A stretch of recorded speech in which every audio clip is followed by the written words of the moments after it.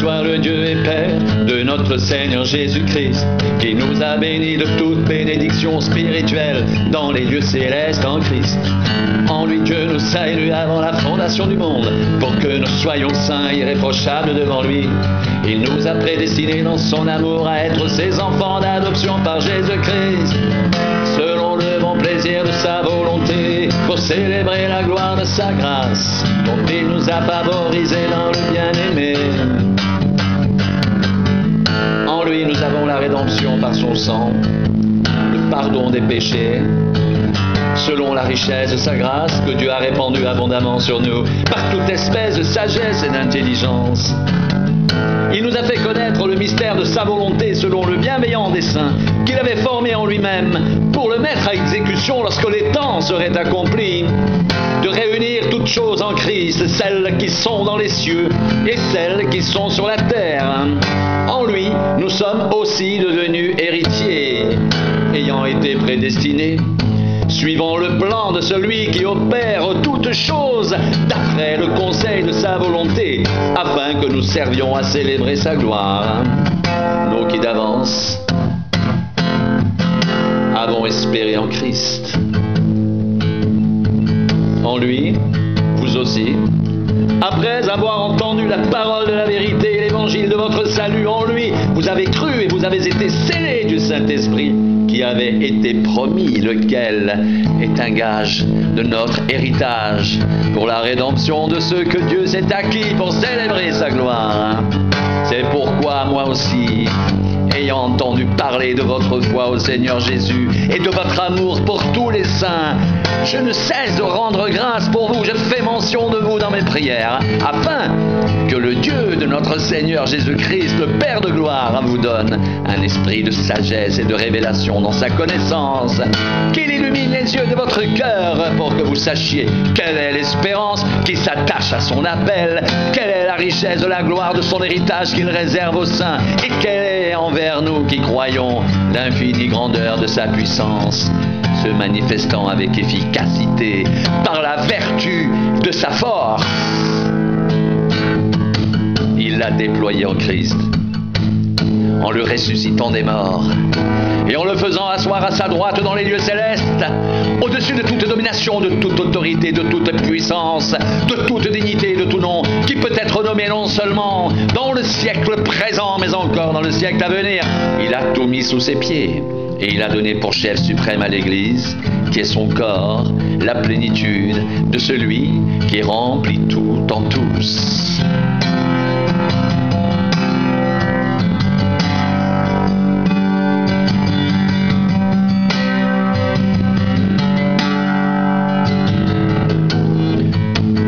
Vous étiez morts par vos offenses et par vos péchés, dans lesquels vous marchiez autrefois selon le train de ce monde, selon le prince de la puissance de l'air de l'esprit qui agit maintenant dans les fils de la rébellion.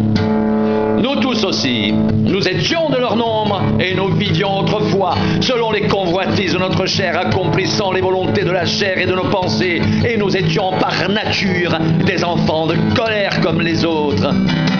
Mais Dieu, qui est riche en miséricorde, à cause du grand amour dont il nous a aimés, nous qui étions morts par nos offenses, il nous a rendus vivants avec Christ. C'est par grâce que vous êtes sauvés. Il nous a ressuscités ensemble.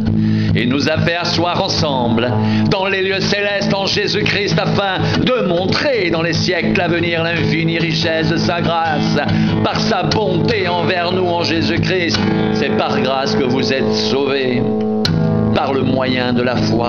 Cela ne vient pas de vous, c'est le don de Dieu. Ce n'est point par les œuvres, afin que personne ne se glorifie, car nous sommes son ouvrage, ayant été créés en Jésus-Christ pour de bonnes œuvres que Dieu a préparées d'avance afin que nous les pratiquions.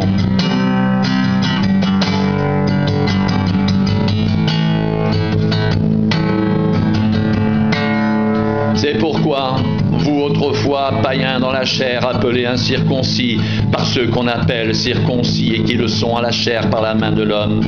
Souvenez-vous que vous étiez en ce temps-là sans Christ, privés du droit de cité en Israël, étrangers aux alliances de la promesse, sans espérance et sans Dieu dans le monde.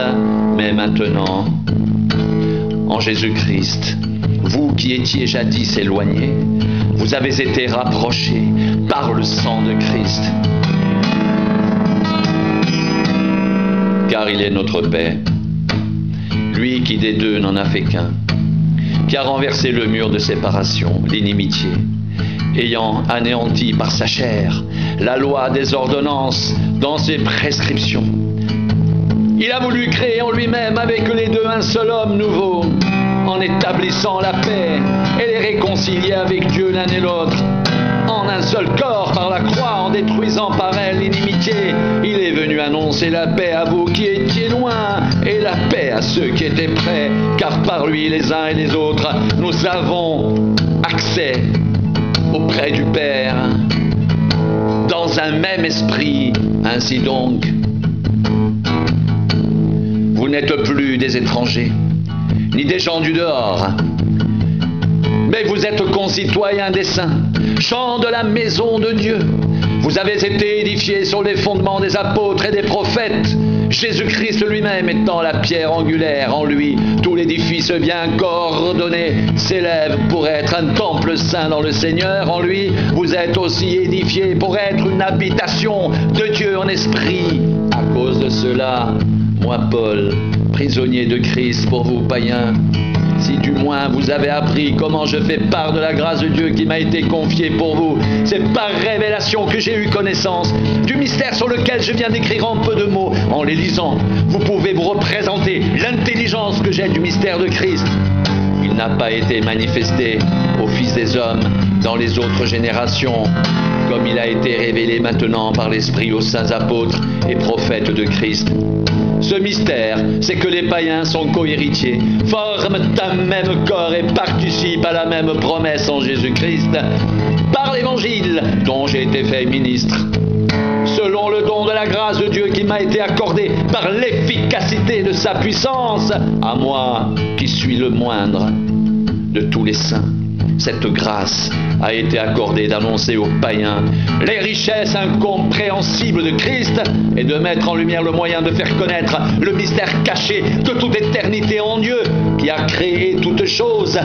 C'est pourquoi les dominations et les autorités dans les lieux célestes connaissent aujourd'hui par l'Église la sagesse infiniment variée de Dieu, selon le dessein éternel qu'il a mis à exécution par Jésus-Christ notre Seigneur. En lui, nous avons, par la foi en lui, la liberté de nous approcher de Dieu avec confiance. Aussi, je vous demande de ne pas perdre courage à cause de mes afflictions, que j'endure pour vous. Elles sont votre gloire.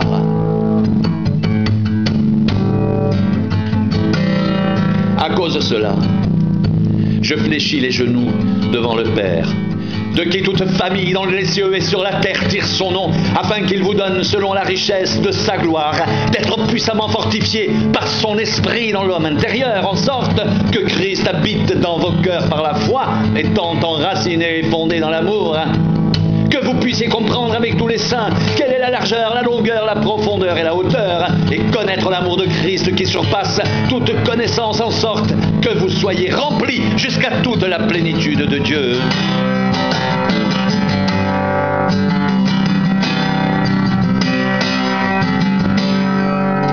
Or, à celui qui peut faire, par la puissance qui agit en vous, infiniment au-delà de tout ce que nous demandons ou pensons, à lui soit la gloire dans l'Église et en Jésus-Christ dans toutes les générations, au siècle des siècles. Amen.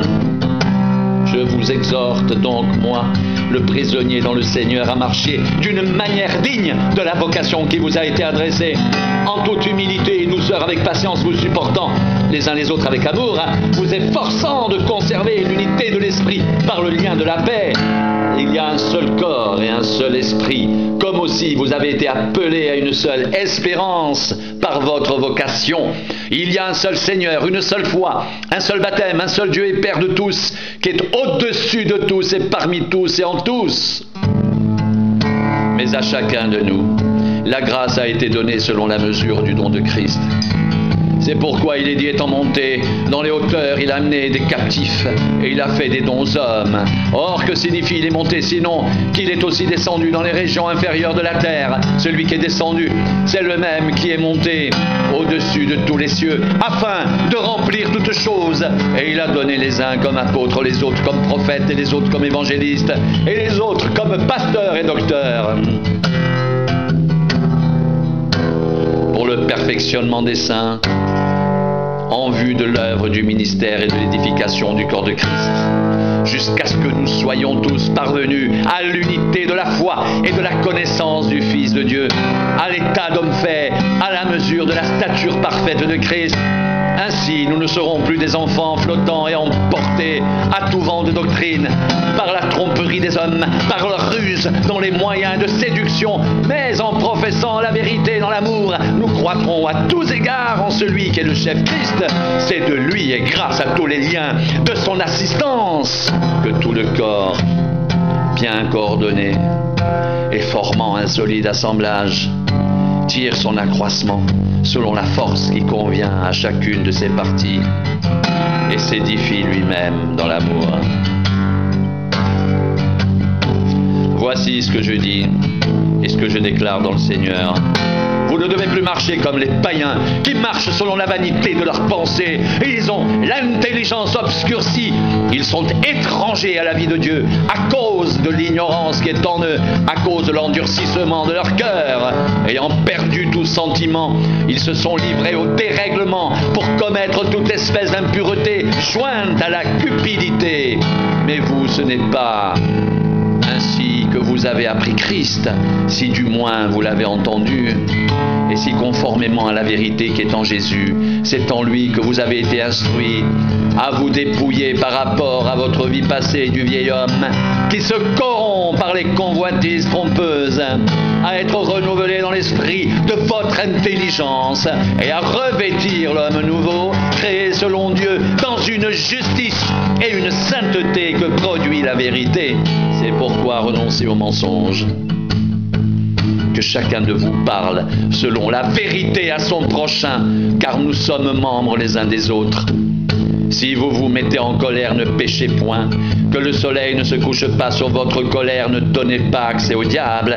Que celui qui dérobait ne dérobe plus, mais plutôt qu'il travaille, en faisant de ses mains ce qui est bien, pour avoir de quoi donner à celui qui est dans le besoin. Qu'il ne sorte de votre bouche aucune parole mauvaise, mais s'il y a lieu, quelques bonnes paroles qui servent à l'édification et communiquent une grâce à ceux qui l'entendent. N'attristez pas le Saint-Esprit de Dieu, par lequel vous avez été scellés pour le jour de la rédemption. Que toute amertume, toute animosité, toute colère, toute clameur, toute calomnie, toute espèce de méchanceté disparaisse du milieu de vous.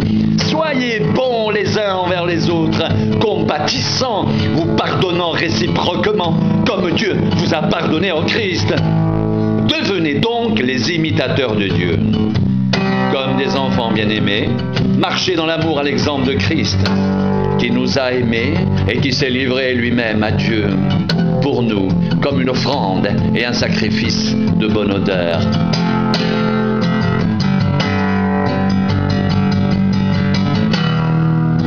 Que la débauche, ni aucune impureté, ni la cupidité ne soient pas même nommées parmi vous ainsi qu'il convient à des saints. Qu'on n'entende ni paroles grossières, ni propos insensés ou équivoques, choses qui sont contraires à la bienséance. Qu'on entende plutôt des actions de grâce, car sachez-le bien, aucun débauché ou impur ou cupide, c'est-à-dire idolâtre, n'a d'héritage dans le royaume de Christ et de Dieu. Que personne ne vous séduise par de vains discours, car c'est à cause de ces choses que la colère de Dieu vient sur les fils de la rébellion. N'ayez donc aucune part avec eux. Autrefois vous étiez ténèbres, et maintenant vous êtes lumière dans le Seigneur. Marchez comme des enfants de lumière, car le fruit de la lumière consiste en toutes sortes de bonté, de justice et de vérité. Examinez ce qui est agréable au Seigneur et ne prenez point part aux œuvres infructueuses des ténèbres, mais plutôt condamnez-les, car il est honteux de dire dire ce qu'ils font en secret, mais ce qui est réprouvé apparaît en pleine lumière, car ce qui est ainsi manifesté est lumière. C'est pourquoi il est dit: réveille-toi, toi qui dors, relève-toi d'entre les morts et Christ t'éclairera. Prenez donc garde, afin de vous conduire avec circonspection, non comme des insensés, mais comme des sages.